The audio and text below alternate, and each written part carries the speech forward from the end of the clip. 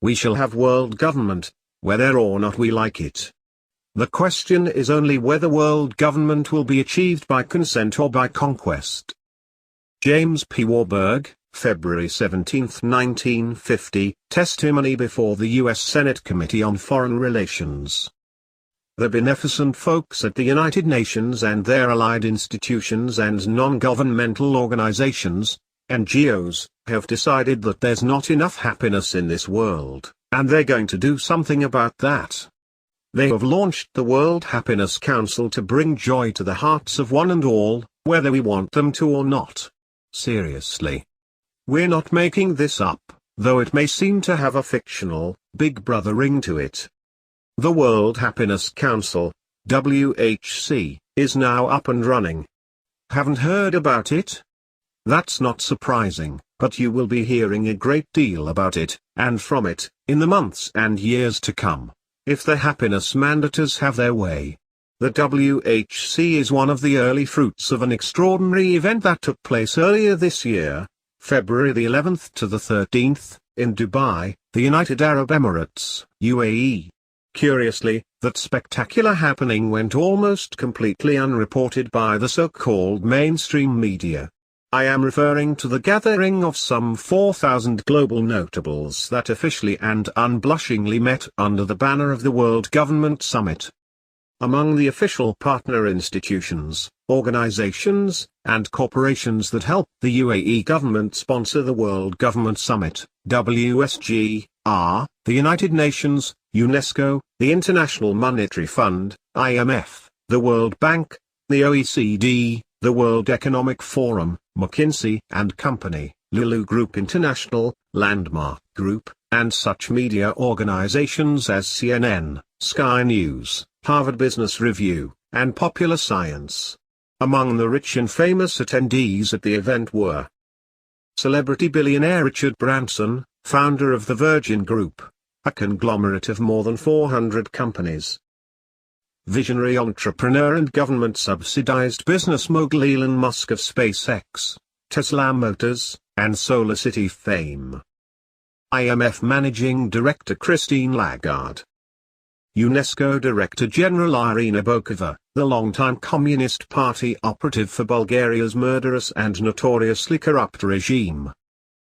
Professor Jeffrey Sachs, Senior UN Advisor and Director of the George Soros-funded Earth Institute at Columbia University.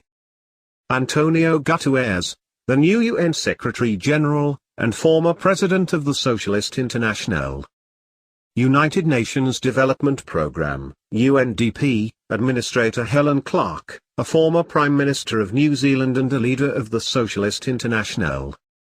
Former U.S. Agriculture Secretary Daniel Glickman, now Director of the globalist Aspen Institute, and thousands more of similar ilk. This was no trifling affair. Yet, the vast majority of Americans, naturally, have not heard word one about this historic development. Again, not surprising, since, except for articles on the World Government Summit by the New Americans Alex Newman, see here and here, there has been virtually no media coverage of this event. So, even while the organized globalists are becoming more brazen in unveiling their world government schemes to a select audience, they are still keeping their true agenda largely hidden, for the time being, from the general world audience. However, when they calculate that they have built a sufficient propaganda network and a large enough support base, you can be sure they will unleash a series of blitzkriegs openly advocating world government solutions to a myriad of crises. Although the WSG is in the process of launching a number of programs, certainly one of the more ludicrous, and at the same time frightening, projects to come out of this year's confab is the World Happiness Council. Sound sort of 1984-ish? It should. Imagine a knock on the door and this chilling greeting: "We're from the World Government's World Happiness Council. We're here to help you and make you happy." The new 12-member council, to be headed by Professor Jeffrey Sachs, a member of the World Government Promoting Council on Foreign Relations, CFR, will convene twice a year, once at the annual World Government Summit, and again at the UN in New York, according to a report by the Dubai-based Khaleej Times on March 20, 2017. Among the VIPs joining Professor Sachs on the council is the aforementioned UNESCO chief Irina Bokova, who, despite her faithful service to Bulgaria's brutal communist regime, has been a favorite protege of the Wall Street and Davos sets. Surely she can teach us all a great deal about happiness, yes? Ditto for the rest of the UN's happiness helpers. A world of bliss awaits us. Instead of all that individualistic, confusing, chaotic freedom stuff, instead of the liberty to pursue happiness, on our own terms and as we define it, and as enunciated in our Declaration of Independence, we now can rejoice in the knowledge that we will be spoon-fed happiness by global experts in this emerging field. Infecting and afflicting with government happiness. In announcing the formation of the World Happiness Council on March 20, His Highness Sheikh Mohammed bin Rashid Al Maktoum, Vice President and Prime Minister of the UAE and ruler of Dubai, declared, "The UAE, under the leadership of my brother His Highness Sheikh Khalifa bin Zayed Al Nahyan, believes the role of governments is to bring happiness to their peoples. Happiness is a commendable infection," Sheikh Mohammed said, according to the Khaleej Times. "We want the peoples of the world to be afflicted with it so they could be blessed with goodness. This may require a tangible change in the culture of the government work," he said. "Our initiative to launch the World Council of Happiness has been derived from our values and our conviction that it is necessary to bring happiness and positive values to people," Sheikh Mohammed added. Now, we all have experienced situations where someone's genuine happiness or kindness has indeed been infectious, spreading good cheer far and wide. But rational people know that this virtuous phenomenon cannot be mandated, manufactured, replicated, or legislated by politicians, governments, or bureaucrats. In truth, Sheikh Mohammed is merely acting as a front man for the organized one-worlders.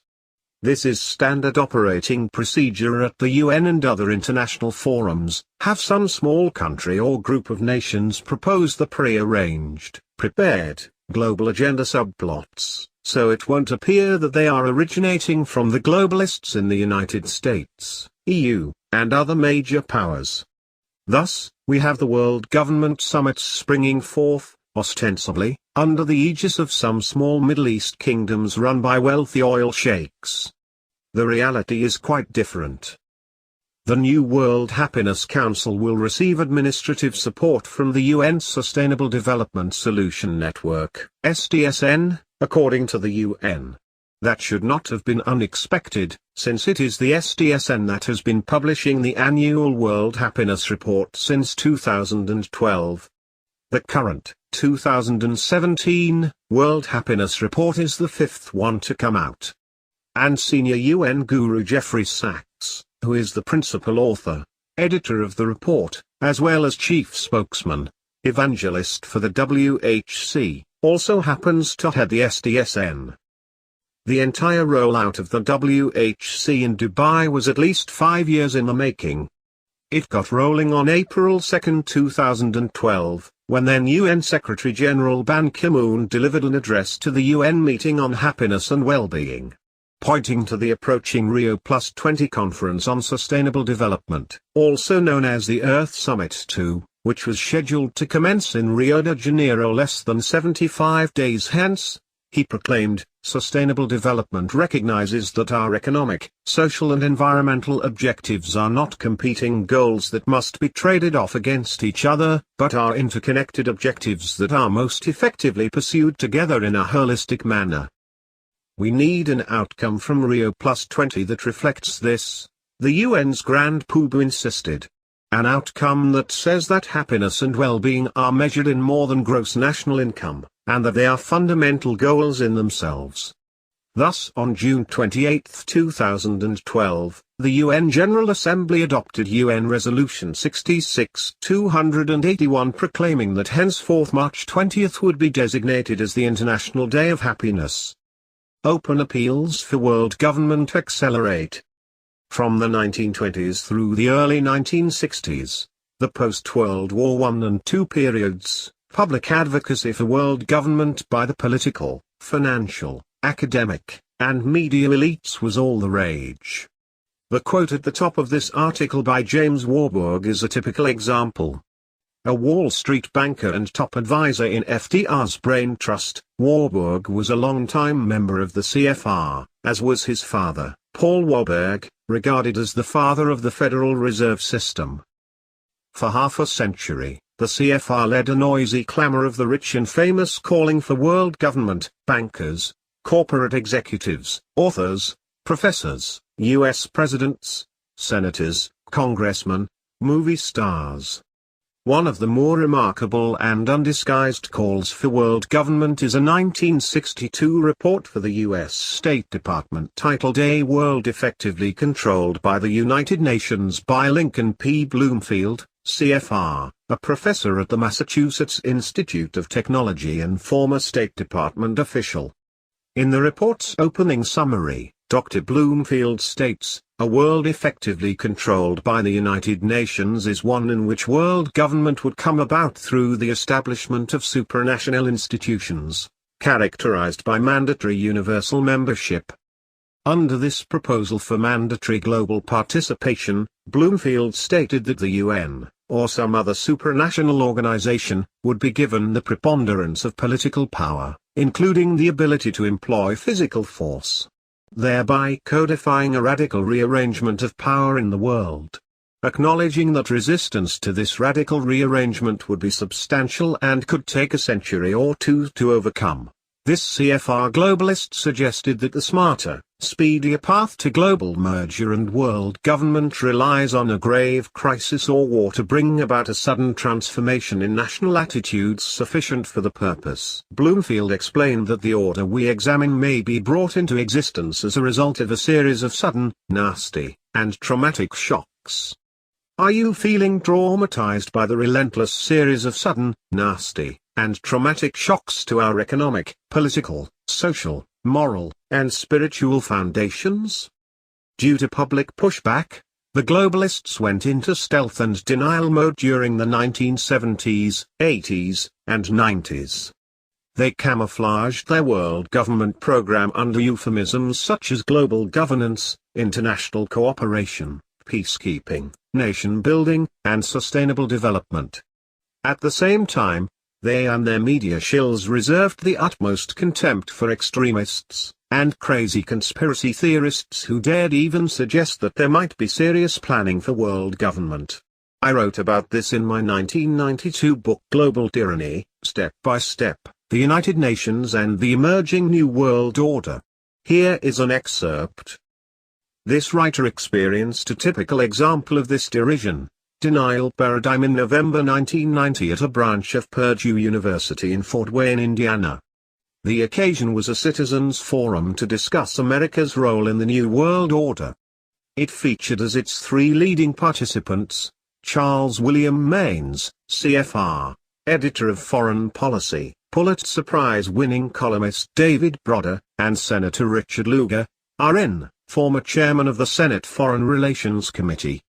All three of these establishment internationalists enthusiastically touted the newly enhanced role of the United Nations as a result of the Persian Gulf War and embraced President Bush's oft-mentioned New World Order. Attending as a member of the press, I questioned each of them concerning the meaning of the term New World Order and its relationship to a strengthened UN.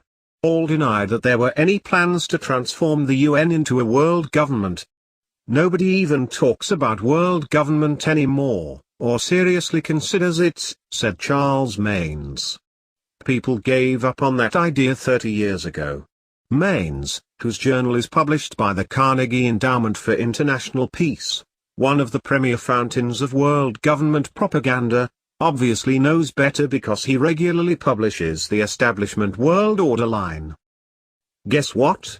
The world government globalists are getting set to go public again, very soon, and in a big way. The World Government Summits and the World Happiness Council are but two of many initiatives and programs plainly indicating that the One Worlders are coming out of the closet with a major offensive to openly advocate for world government. and the UN is the principal vehicle they aim to empower. That should provide sufficient impetus for each of us, at the very least, to contact our U.S. representative to urgently request his support for the American Sovereignty Restoration Act, H.R. 193, to get the U.S. government out of the United Nations and end all U.S. taxpayer funding of that criminal enterprise and all of its agents.